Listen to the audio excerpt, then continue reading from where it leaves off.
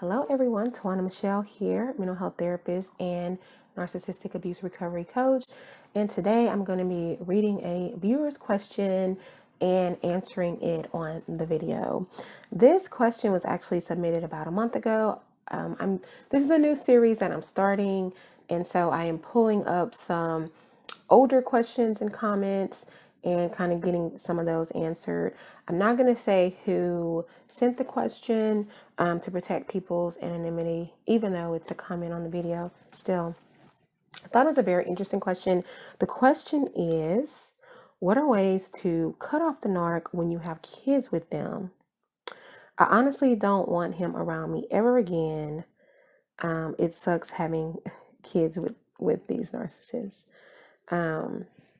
They didn't use the word narcissist, but for the sake of following the YouTube community guidelines, I swapped out a word. That's a very, very tough position to be in. And the reality is, if you have kids with a narcissist and that narcissist has not overtly done anything to cause harm to the children, then the reality is there is pretty much nothing that you can do to cut the narcissist out of your children's lives. So let's talk about that. That means basically that the narcissist will have rights to those kids. They might even go so far as to get joint custody of those children with you if you were divorced, if you were married and divorced. If you are not married to the narcissist and you have kids with them, the narcissist still has legal rights if they are the biological father of the children. The only way to change that is if, as I mentioned, the narcissist is abusive to those kids in some way that requires you to have to protect them. So if that's the case, then you would have to notify the authorities in your area. You'd have to notify Children's Protective Services.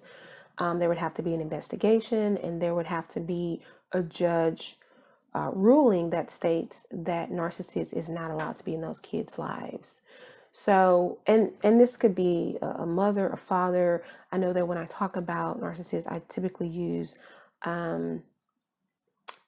male terms because that's mostly been my experience. But of course, just to put a disclaimer, this could be a mother of a child or a father. It doesn't matter. So if that's the case, you definitely want to protect those children because it's your responsibility to do that. So you would have to get your local authorities involved in doing so. Now, that is the reason I say overt harm is because we all know that the narcissist, with their emotional manipulation, causes emotional harm to everyone. And unfortunately, they end up doing that with their children as well. Unfortunately, emotional harm can be much more difficult to prove. And even if it's the case, typically someone may order that parent to maybe seek out some parenting classes or to get some type of therapy so that they can learn better ways to interact with those children to avoid hurting them. But if there is emotional harm, you should definitely document anything that makes you feel uncomfortable, any interactions that narcissist has with those kids that makes you concerned for the kids' well-being, that makes you feel uncomfortable. Document those things, write it down, because if you're going to take steps to protect your children from this person, you're going to have documented evidence or encounters where the narcissist is causing harm to the children. Now, there are ways to co-parent with a narcissist. I believe I've made a video about how to co-parent with a narcissist. So I will link that video at the end of this one so that you can take a look at it. But if you cannot cut the narcissist out of the kids' lives, which can be very difficult to do, then you do want to learn how you can co-parent with this narcissist. And some ways of doing that, just to give you some quick tips, are to have low contact with the narcissist. It's sort of impossible to have no contact because they're the children, they're the parent of your children.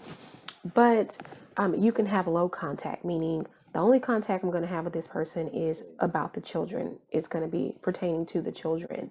You also want to use a kind of gray rock method where you don't allow yourself to get pulled in emotionally by the narcissist, and you're very just matter of fact, no emotion at all, to the point, brief verbal interactions with these people.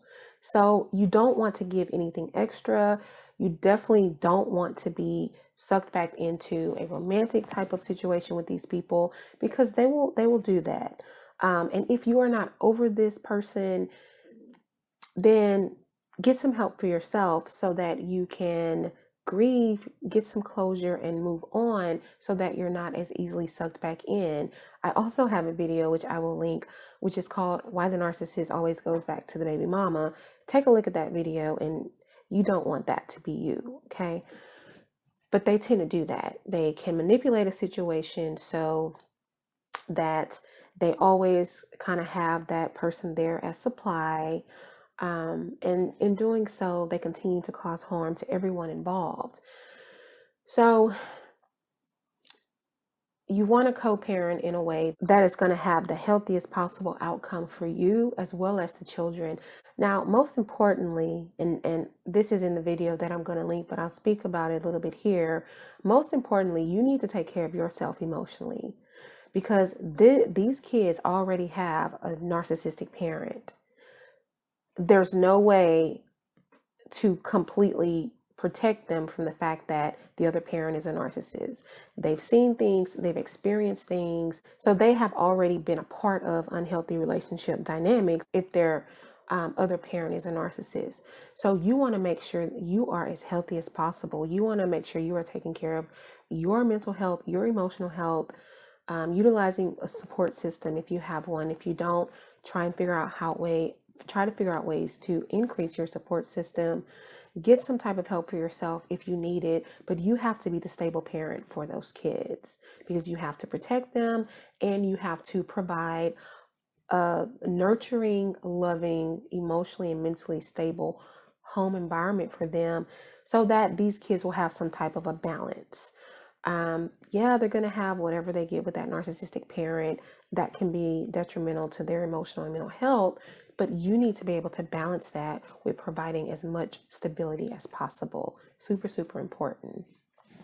And the last thing I want to say about this is that you really want to question your reason for wanting the narcissist out of the kids' lives. And obviously, for the most part, that is going to be because these people are harmful. They cause emotional damage everywhere they go, and you want to protect your children. But there are also times where our own feelings, and that's why doing the work is so important for you. There are also times where our own feelings about that person gets in the way of us making decisions about what is best for our children. That means if I still have a lot of resentment and a lot of anger toward the narcissist because we're not together and because of what they did to me, then I don't want that person around my children either.